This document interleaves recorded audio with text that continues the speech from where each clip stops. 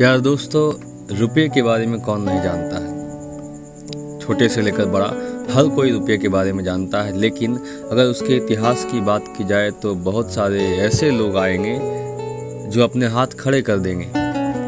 मैं उसी रुपये की बात कर रहा हूँ जो कभी राजाओं की शान से जुड़ा, तो कभी हमारे बचपन से जुड़ा और आज के युग की यादों से जुड़ा हुआ है। रुपये का वर्चस्व अगर देखा जाए तो इतिहास में रहा, वर्तमान में भी है और इसमें कोई शक नहीं है कि आने वाले भविष्य में भी होगा।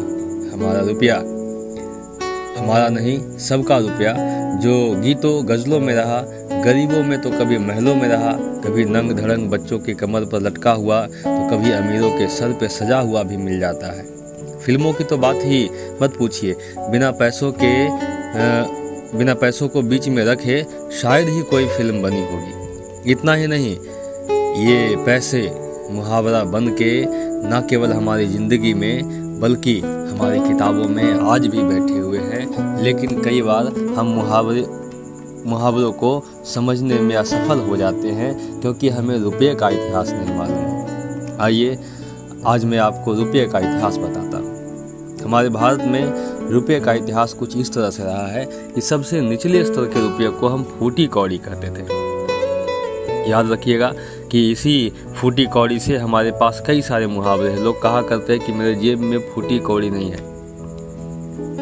लोग जब किसी दूसरे से पैसे मांगते तो उनको जवाब दिया जाता था कि तुम्हारे जैसे आदमी को मैं एक फूटी कौड़ी भी देना नहीं चाहूँगा। और कई तरह की बातें जिसमें ये फूटी कौड़ी जोड़ी जाती थी और बोली जाती थी। फूटी कौड़ी से आगे बढ़ते तो हमारे पास आ जाती है कौड़ी, फिर कौड़ी से आगे बढ़ते हैं तब आती है दमड़ी। ये दमड़ी भी मुहावरों में देखने को मिल जाता है। जैसे लोग बोलते हैं कि चमड़ी जाए पर दमड़ी न जाए, मतलब वैसे लोग जो अपने जान दे सकते हैं, प्राण दे सकते हैं, लेकिन अपने पैसों में से एक छोटा सा हिस्सा जाने नहीं दे सकते हैं, वो दमड़ी होता है। दमड़ी से जैसे ही आगे बढ़ते तब आ जाता है धेला।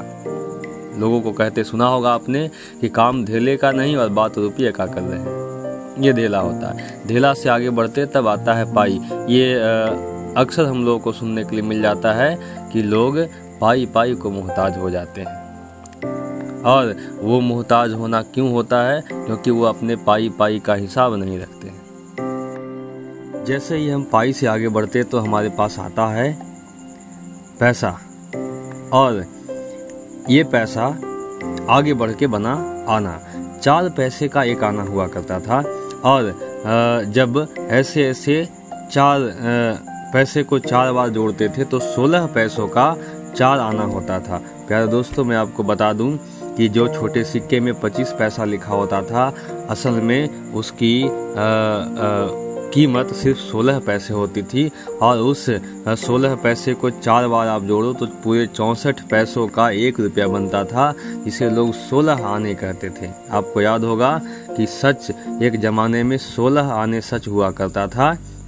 आज के ज़माने में कितने भी पैसे लगा ले, सच शायद ही कभी सच हो पाता है, लेकिन एक ज़माने में सच 16 आने का भी हुआ करता था। आइए हम आगे बढ़ते हैं। अब इसमें कुछ और भी बातें हैं जो मैं आपको बताना चाहूँगा।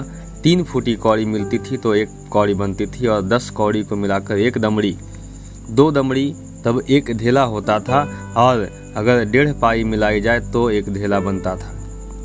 2 दमड़ी मिलाए तो 1 धेला, और नहीं तो 1.5 पाई मिलाए तो 1 धेला। 3 पाई मिलाते थे तो 1 पैसा पुराना वाला, फिर 4 पैसा मिलाते तो 1 आना होता था, मैंने अभी बताया, ठीक है।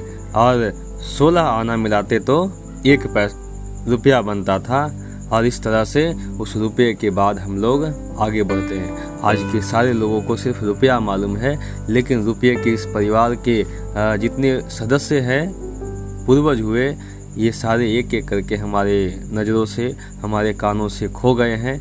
आज हम सिर्फ किताबों में इसे पढ़ते हैं, लेकिन असल ज़िंदगी में किसी को इसकी सच्चाई नहीं मालूम है।